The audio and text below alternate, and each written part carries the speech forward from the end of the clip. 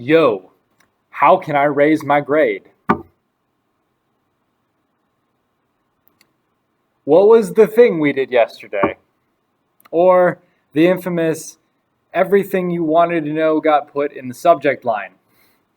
These are all examples of emails that are awful.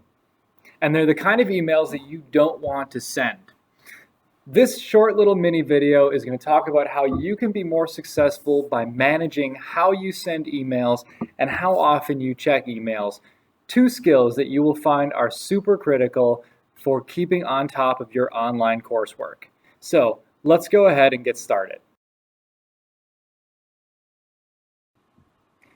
Good email etiquette is important for conveying who you are as an individual. It can make the difference between getting a job and not getting a job, getting a scholarship and not getting a scholarship, and it tells the person who's reading your email a little bit about your quality as a person. All emails have a couple of elements that are important, and you should include these in your next email. The first one is the subject line.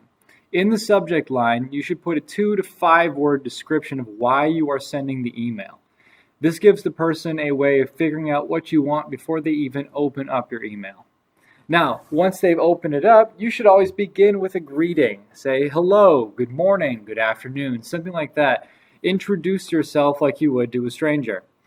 After your greeting comes the body of the email, where you put the actual information that you are hoping to convey from one person to another. Tell us why you are writing, or what you need help with, or what information you're hoping to give somebody. Those things wind up in the body of the email. After that, you should include some kind of a closing. Maybe it's thank you or have a nice day. And then finally end with your name, because even though your email address is attached to the email, it's always nice to know the name of the person who's sending it. Those are the important elements of an email, and including all 5 of those elements will make your email more readable by the person who's receiving it. The other thing you should include in your email is you need to be specific. If you send an email to a teacher saying, "What was the thing we did the other day?" that does not tell your teacher what you're talking about or even what day you are referring to. So be specific. Realize that while you have only 6 teachers, each of your teachers has probably about 150 students. So the more specific you can be, the faster we're going to be about getting you quality information back from your request. Now, writing good emails is one important part, but checking your email is another key skill that you'll need if you want to be a successful online student. A good student checks their email at least twice a week, and if you really want to be on top of things, you should be doing it every day. Your teachers communicate with you by email. You can ask them questions and get responses by email. Email is an open way for you to make sure that you are doing what you're supposed to in your classes.